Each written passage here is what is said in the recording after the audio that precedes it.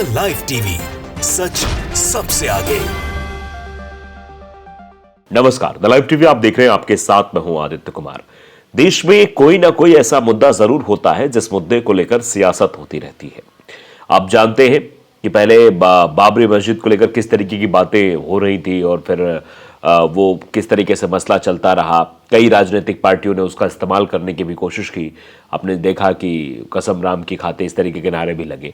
अब एक और मसले को हवा देने की कोशिश है या क्या हो रहा है, ये समझने की कोशिश हम करते हैं। दरअसल आप जानते हैं कि मथुरा की शाही मस्जिद को लेकर भी लगातार से कवायदें शुरू हो गई। आज कोर्ट में यह मसला था, इस पर फैसला आना था। हाई कोर्ट का एक फैसला था, इलाहाबाद हाई कोर्ट का, उसको चुनौती दी गई थी सुप्रीम कोर्ट में, उसमें आज सुनवाई हुई। क्या कुछ उसमें निकल कर आया ये समझते हैं। दरअसल वो खबर हमारे पास आ गई है। सुप्रीम कोर्ट में इलाहाबाद हाई कोर्ट के आदेश पर रोक लगाने से इनकार करने पर वकील जो है विष्णु शंकर जैन ने कहा कि शाही ईदगाह मामले में कल जो इलाहाबाद हाई कोर्ट ने आदेश पारित किया था, उस आदेश को आज वर्चुअली शाही ईदगाह मस्जिद ने और सुन्नी सेंट्रल वक्फ बोर्ड ने सुप्रीम कोर्ट में चुनौती दी थी। उन्होंने मांग की थी कि इलाहाबाद हाई कोर्ट की कार्रवाई पर रोक लगा दी जाए। सुप्रीम कोर्ट ने इसे इनकार कर दिया है। कोर्ट ने कहा कि यह केस 9 जनवरी के लिए निर्धारित है, हम उसी दिन को उसको सुनेंगे। जब उसकी दिन तारीख तय है तो उसी दिन हम सुनेंगे। अब मसला क्या है जरा यह समझ लीजिए। दरअसल सुप्रीम कोर्ट में शुक्रवार को सुनवाई पहले से लंबित मुद्दे पर है, जहां मस्जिद समिति ने सभी 18 याचिकाओं को अपने पास स्थानांतरित करने के उच्च न्यायालय के फैसले के आदेश को चुनौती दी थी, जबकि इस मामले को मूल रूप से जनवरी में सुप्रीम कोर्ट द्वारा सुनवाई के लिए निर्धारित किया था, वो 9 तारीख थी।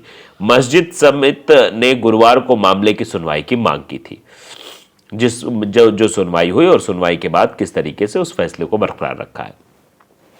मथुरा में श्रीकृष्ण जन्मभूमि शाही ईदगाह मस्जिद मामले में सर्वेक्षण के लिए इलाहाबाद हाईकोर्ट के कोर्ट कमिश्नर नियुक्त करने के फैसले को सुप्रीम कोर्ट में चुनौती दी गई। मस्जिद इंतजामिया कमेटी ने सुप्रीम कोर्ट में इस पर शीघ्र सुनवाई करने की गुहार लगाई। अब इस मामले में इस पर सुनवाई हुई। गुरुवार को कोर्ट के आगे मस्जिद कमेटी के वकील ने दलील दी थी कि इलाहाबाद हाईकोर्ट के इस आदेश को चुनौती देने वाली याचिका पर सुप्रीम कोर्ट में शीघ्र सुनवाई अगर नहीं हुई तो अन्य लंबित याचिकाओं पर भी असर पड़ेगा। इसके साथ ही सुप्रीम कोर्ट शुक्रवार को इलाहाबाद हाईकोर्ट के 26 मई के आदेश को चुनौती देने वाली जो कमेटी थी, कमेटी ऑफ मैनेजमेंट ट्रस्ट शाही मस्जिद ईदगाह द्वारा दायर याचिका पर सुनवाई की। सुप्रीम कोर्ट में शुक्रवार को सुनवाई पहले लंबित मुद्दे पर है, जहां मतलब उस मुद्दे पर हुई जहां मस्जिद समिति ने सभी 18 याचिकाओं को अपने पास स्थानांतरित करने के लिए उच्च न्यायालय के पहले के आदेश को चुनौती दी थी, जबकि इस मामले को मूल रूप से जनवरी में सुप्रीम कोर्ट द्वारा सुनवाई किया जाना निर्धारित किया गया था। मस्जिद समिति ने गुरुवार को मामले की सुनवाई की मांग की थी। इलाहाबाद हाईकोर्ट ने मथुरा में श्रीकृष्ण जन्मभूमि मंदिर से सटे शाही ईदगाह परिसर के सर्वे को मंजूरी दे दी है। कोर्ट ने शाही ईदगाह परिसर के सर्वेक्षण के लिए अदालत की निगरानी में एक एडवोकेट कमिश्नर की नियुक्ति की मांग स्वीकार कर ली है। हिंदू पक्ष के वकील विष्णु जैन ने बताया कि एडवोकेट कमिश्नर की नियुक्ति हम जारी कर रहे हैं। कोर्ट ने शाही ईदगाह परिसर के सर्वे को मंजूरी दे दी है। हालांकि एएसआई सर्वे कब से होगा, यानी पुरातत्व विभाग कब सर्वे करेगा, कितने लोग इसमें शामिल होंगे, यह सब 18 दिसंबर को ही तय होगा। भगवान श्री कृष्ण विराजमान और 7 अन्य लोगों ने वकील हरिशंकर जैन, विष्णु शंकर जैन, प्रभाष पांडे और देवकी नंदन के माध्यम से इलाहाबाद हाईकोर्ट में याचिका दायर कर एएसआई सर्वे की मांग की थी। याचिका में दावा किया गया था कि भगवान श्री कृष्ण का जन्मस्थान मस्जिद के नीचे है। वहां कई संकेत है जो स्थापित करते हैं कि मस्जिद एक हिंदू मंदिर था।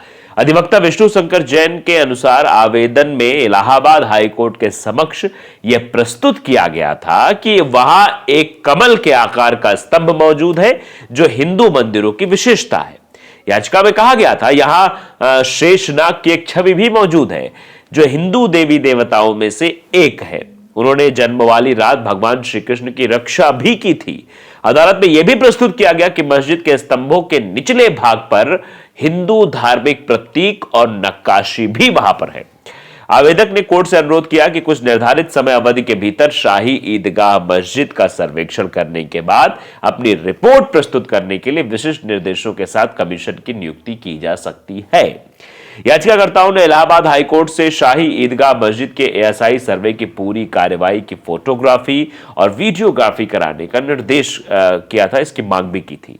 वादी के वकील के अनुसार विवाद के उचित निर्णय के लिए विवादित ढांचे के तथ्यात्मक पहलुओं को अदालत के समक्ष लाया जाना चाहिए, क्योंकि विवादित क्षेत्रों की तथ्यात्मक स्थिति के बिना मामले का प्रभावी निर्णय संभव ही नहीं है। जस्टिस मयंक कुमार जैन ने संबंधित पक्षों को सुनने के बाद आवेदन पर 16 नवंबर को आदेश सुरक्षित भी रख लिया था। अब अभी क्या हुआ, अभी इसको इस एंगल जरूर प्रचारित किया जा रहा है कि देखो ये तो मुस्लिम पक्षकारों की बहुत बड़ी हार है, जो सुप्रीम कोर्ट ने मामले को खारिज किया, लेकिन अभी 9 तारीख को सुनवाई होनी, उस पर सुप्रीम कोर्ट अपना निर्णय, अपना वर्डिक्ट करेगा, उसमें बहस होगी। मुस्लिम पक्ष को झटका, सुप्रीम कोर्ट ने शाही ईदगाह के सर्वे के फैसले पर रोक लगाने से किया इंकार। मथुरा की श्री कृष्ण जन्मभूमि और शाही ईदगाह मस्जिद को विवाद को लेकर मुस्लिम पक्ष को सुप्रीम कोर्ट से झटका लगा है, ऐसा बताया जा रहा है। सुप्रीम कोर्ट ने इलाहाबाद हाई कोर्ट के 14 दिसंबर के आदेश पर रोक लगाने से इंकार कर दिया है, जिसमें उत्तर प्रदेश के मथुरा में श्री कृष्ण जन्मभूमि मंदिर से सटे शाही ईदगाह परिसर अदालत की निगरानी में अधिवक्ता आयुक्तों की 3 सदस्यीय टीम द्वारा प्राथमिक सर्वेक्षण की अनुमति दी गई थी। अब सुप्रीम कोर्ट में 9 जनवरी को इसकी अगली सुनवाई होगी। गुरुवार को इलाहाबाद हाईकोर्ट ने श्री कृष्ण जन्मभूमि और शाही ईदगाह विवाद मामले में फैसला सुनाया था। कोर्ट ने श्री कृष्ण जन्मभूमि विवाद में विवादित परिसर का सर्वे करने का आदेश दिया था। इसके लिए 3 कमिश्नर भी नियुक्त किए गए थे। मथुरा में श्री कृष्ण जन्मभूमि और शाही ईदगाह का मामला वर्षों से कानूनी दांवपेच में फंसा हुआ है। श्री कृष्ण जन्मभूमि का सर्वे कराने को लेकर हाई कोर्ट में एक याचिका दायर की गई थी और इस याचिका पर सुनवाई करते हुए इसकी मंजूरी दे दी गई थी। कोर्ट कमिश्नर विवादित परिसर का सर्वेक्षण करेंगे। यह याचिका भगवान श्री कृष्ण विराजमान और 7 अन्य लोगों द्वारा अधिवक्ता हरिशंकर जैन, विष्णु शंकर जैन, प्रभाष पांडे और देवकी नंदन के जरिए दायर की गई थी, जिसमें दावा किया गया था कि भगवान कृष्ण की जन्मस्थली उस मस्जिद के नीचे मौजूद है और ऐसे कई संकेत हैं जो साबित करते हैं कि वो मस्जिद ही एक हिंदू मंदिर है, वो मस्जिद नहीं है।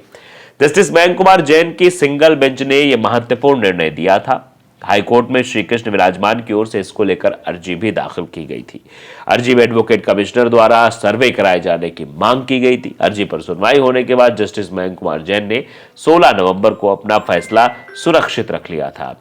हिंदू पक्ष के वकील विष्णु जैन के अनुसार याचिका में दावा किया गया था कि वहां कमल के आकार का एक स्तंभ भी है, जो हिंदू मंदिरों की एक विशेषता है, और शेषनाग की एक प्रतिकृति भी है जो हिंदू देवताओं में से एक है और जिन्होंने जन्म की रात भगवान कृष्ण की रक्षा की थी। याचिकाकर्ताओं ने अनुरोध किया था कि निर्धारित समय सीमा के भीतर सर्वेक्षण के बाद अपनी रिपोर्ट सौंपने के विशेष निर्देश के साथ एक आयोग का भी गठन किया जाए जो इसमें जांच पड़ताल करे। तो फिलहाल अभी 9 जनवरी को इस पर सुनवाई होनी है। सर्वेक्षण की बात तो कह दी गई, याचिका दायर की गई थी, लेकिन अब आगे देखिए इसमें क्या होता है। क्या यह मामला उसी तरीके अटकता है या फिर इस मामले में भी राजनीति होती है और कुछ राजनीतिक पार्टियां इसमें अपना प्रॉफिट भी देखने की कोशिश करेंगी।